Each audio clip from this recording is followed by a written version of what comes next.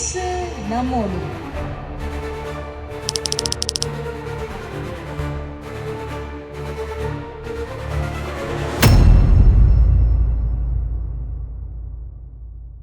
ஹல்லேலூயா. அருமையான தேவ பிள்ளைகளே, இயேசு நம்மோடு நிகழ்ச்சியினூடாக உங்களை சந்திப்பதிலே மிக்க மகிழ்ச்சி அடைகிறேன். இந்த வாரம் ஒரு விசேஷித்த வாரம். நாங்கள் ஆண்டவருடைய சிலுவை பாட்டை, அவருடைய உயிர்த்தெழுதலை தியானித்து அந்த மகிமையிலே நாங்களும் பங்கு பெறுகிற நாட்களிலே நாங்கள் வாழ்ந்து கொண்டிருக்கிறோம். அருமையான தேவ பிள்ளைகளே, இந்த நாட்களில் சபையில் 7 நாட்கள் உபவாச ஜெபம். தேவனுடைய பாதத்தில் காலையில் 5 மணியில இருந்து இரவு 9 மணி மட்டும் ஆலயத்தில் தங்கியிருந்த அநேக பிள்ளைகள் ஜெபிக்கிறார்கள். இந்த நாட்களில் மறுபடியும் ஆவியில உயிர்ப்பிக்கப்பட்டு தேவனுடைய மகிமையை மேன்மையை பெற்றுக் கொள்ளுகிற அந்த அனுபவங்களுக்குள்ளே சபை தேவ பிள்ளைகள் கடந்து போக வேண்டும் என்ற ஏக்கத்தோடு நாம் ஜெபித்துக் கொண்டிருக்கிறோம். இந்த நாட்களில் தேவனுடைய வார்த்தையை சொல்லி இதை கேட்கிற உங்களுக்கும் ஜெபிக்க போகிறேன். அப்பா மகிமையானதை செய்வார், மேன்மையானதை செய்வார். வருகிற வெள்ளிக்கிழமை பெரிய வெள்ளியாக இருக்கிறது. அதே போல ஞாயிற்றுக்கிழமை அங்கே தேவன் உயிர்த்தெழுந்த நாளாக இருக்கிறது. அந்த நாளை நாங்கள் மிகவும் ஆவிக்குள்ளாய் அதை கொண்டாடி மகிழத்தக்கதாய் தேவன் மகிமையான காரியங்களை சபையிலே செய்கிறார். அநேக பிள்ளைகள் அந்த நாளிலே ஞானஸ்தானம் எடுக்க இருக்கிறார்கள். அருமையான தேவ பிள்ளைகளே, சபையில் ஒரு பண்டிகை போல அந்த நாளை கொண்டாட நாங்கள் தேவனுக்குள்ளே நிச்சயித்திருக்கிறோம். நீங்களும் வாருங்கள், நாங்கள் ஒன்றாய் சேர்ந்து அப்பாவை மகிமைப்படுத்துவோம். இப்போது வசனத்துக்கு நேராக நான் உங்களை அழைத்து செல்கிறேன். பிரசங்கியின் புத்தகம் 3ஆம் அதிகாரம் 17வது வசனத்தில் இப்படி வாசிக்கிறோம்.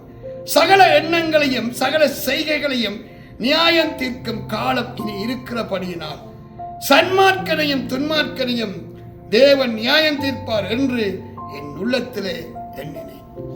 எப்படிப்பட்ட ஒரு மேன்மையான வார்த்தை! இந்த வசனம் சொல்லுகிறது, சகல எண்ணங்களையும் சகல செய்கைகளையும் நியாயம் தீர்க்கும் காலம் இனி இருக்கிறபடினால். தேவ வார்த்தை நம்மை எச்சரிக்கிறது. இனி வரப்போற நாட்கள், காலங்கள், தேவன் நம்முடைய சகல எண்ணங்களையும் செய்கைகளையும் நியாயம் தீர்க்கிற காலம். அவனவன் செய்த கிரியைக்கு தக்க பலன் என்னோடு கூட வருகிறது என்று சொன்னார். அப்பா வரப்போகிறார். ராஜாதி ராஜா தீவிரித்து வருகிறார். பூமியையும் பூமியின் ஜனங்களையும் அவர் நீதியோடு நியாயத்தோடு நியாயம் தீர்ப்பாரா? அந்த வசனம் சொல்லுகிறது, அங்கே பார்க்கிறோம், இருக்கிறபடினால் சன்மார்க்கனையும் துன்மார்க்கனையும் தேவன் நியாயம் தீர்ப்பார். யார் சன்மார்க்கன்? துன்மார்க்கன் தெரியும். பாவத்திலே, அநியாயத்திலே, அக்கிரமத்திலே, சத்தியத்தை அறிந்தும் சத்தியத்திலே வாழாமல் வாழுகிறவன் துன்மார்க்கன். சன்மார்க்கன் யார் தெரியுமா? தேவனை அறியாதவன் மாத்திரமல்ல, ஆனால் அவன் நன்மை செய்கிறவன், தான தர்மங்களை செய்கிறவன், பாவம் இல்லாத பரிசுத்தமாய் வாழுகிறவன். நீங்கள் கேட்கலாம், ஏன் சன்மார்க்கனையும் துன்மார்க்கனையும் ஆண்டவர் ஒன்றாக நியாயம் தீர்ப்பார் என்று கேட்கலாம். அருமையான தேவ பிள்ளையே, இயேசுவை அறியாதவன், இயேசுவின் ரட்சிப்பை பெறாதவன், அவன் சன்மார்க்கனாய் இருந்தாலும் துன்மார்க்கனோடு வாரிக்கொள்ளப்படுவான். இன்னைக்கு அநேகருக்கு இது விளங்குதில்லை. தான தர்மங்களோ உங்களுடைய நீதியான நடக்கைகளோ உங்களை ரட்சிக்கிறதில்லை. ஏனென்றால் பூமியை உலகத்தில் பிறந்த எல்லோரும் பாவம் செய்து தேவ சாயலற்றவர்களானார்கள். தாயின் கற்பத்தில் உருவாகு முன்னமே தேவன் நம்மை அறிந்திருக்கிறார். தாயின் கற்பத்தில் உட்பவிக்கிற போது பாவத்தில் உட்பவித்தோம். அதனால ஒருவனும் சொல்ல முடியாது, நான் நீதியாய் இருக்கிறேன், உத்தமமாய் நடக்கிறேன், நான் தான தர்மங்களை பண்ணுகிறேன், அதனால நான் நித்தியத்தில் போவேன்னு சொல்ல முடியாது. இயேசுவை அறியாமல், இயேசுவுக்காய் வாழாமல், இயேசுடைய கட்டளைகள் கற்பனைகளை கை கொள்ளாமல் ஒருவரும் நித்தியத்திலே போகிறதில்லை. அதைத்தான் இந்த பிரசங்கி சொல்லுகிற போது அங்கே பார்க்கிறோம், சன்மார்க்கனையும் துன்மார்க்கனையும் தேவன் நியாயம் தீர்ப்பார் என்று என் உள்ளத்திலே எண்ணினேன். சங்கீதத்தில் சொல்கிறார், சன்மார்க்கனையும் துன்மார்க்கனையும் ஒன்றாக வாரிக்கொள்வேன். 2 பேரும் தேவனுடைய பார்வையில் ஒன்றுதான் ஐயா. ஏன்? பாவ மன்னிப்பை பெறவில்லை, இயேசுவின் ரத்தத்தினால் கழுவப்படவில்லை, இயேசுவோடு வாழவில்லை, இயேசுவோடு ஜீவிக்கவில்லை. இந்த நாட்கள்ல நானே வழியும் சத்தியமும் ஜீவனுமாய் இருக்கிறேன், என்னை அல்லாமல் ஒருவன் பிதாவிடத்தில் வரான், பிதாவுடைய வாசஸ்தலமே பரலோகம். அநேகருக்கு தெரியுதில்லை. பரலோகத்திலிருந்து இறங்கினவரும் அங்கே ஏறினவரும் ஒருவரே, அவர்தான் ஆண்டவராகிய இயேசு. ஒருவனும் ஏறுனதும் இல்லை, அங்கிருந்து இறங்கி வந்ததும் இல்லை. அருமையான தேவ பிள்ளையே, இந்த நாட்கள்ல நீ துன்மார்க்கனாய் இருக்கிறாயா, சன்மார்க்கனாய் இருக்கிறாயா? நான் அறியேன், தேவன் அறிவான்.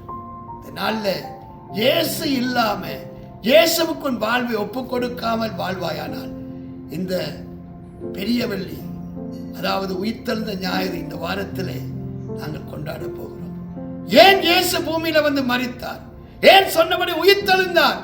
உன்னையும் என்னையும் மீட்க தன்னையே கிருபாதார பலியாய் ஒப்பு கொடுக்க வந்த தெய்வம்.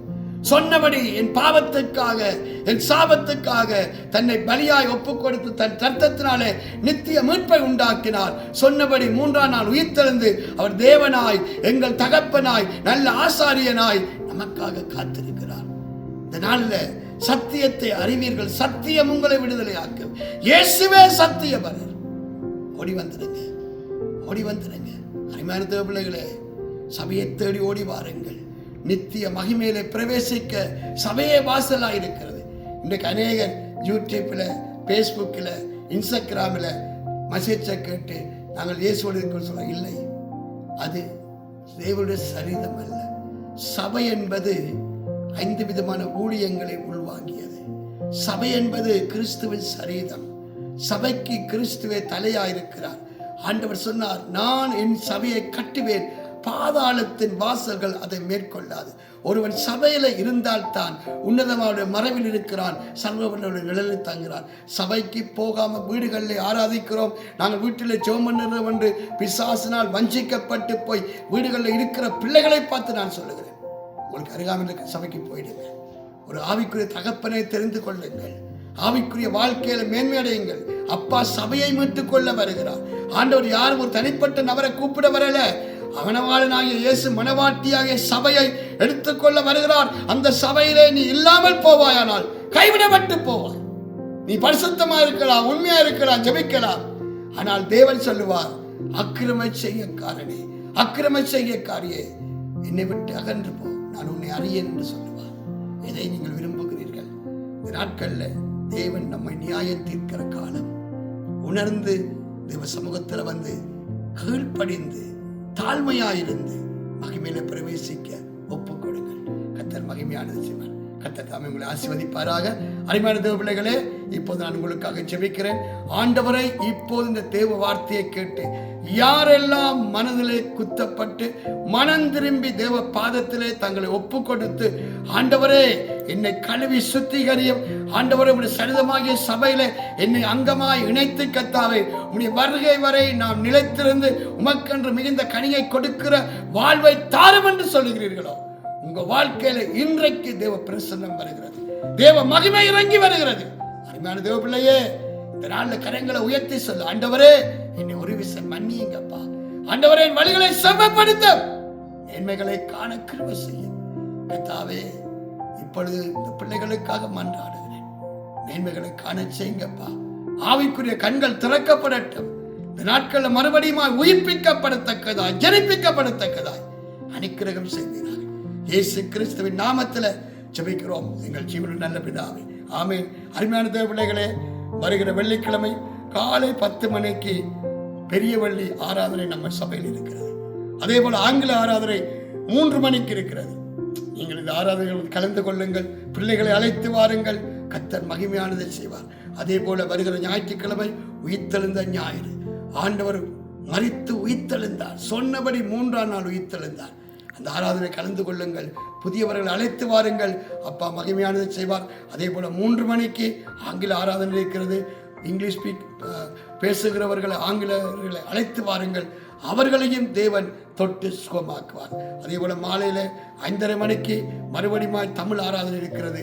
குடும்பமாய் வாருங்கள், இந்த 3 ஆராதனை ஏதாவது ஒரு ஆராதனை பங்கு கொள்ளுங்கள், தேவனுடைய ஆசீர்வாதம் நன்மையை பெற்றுக் கொள்ளுங்கள். கர்த்தர் தாமே உங்களை ஆசீர்வதிப்பாராக. ஆமென்.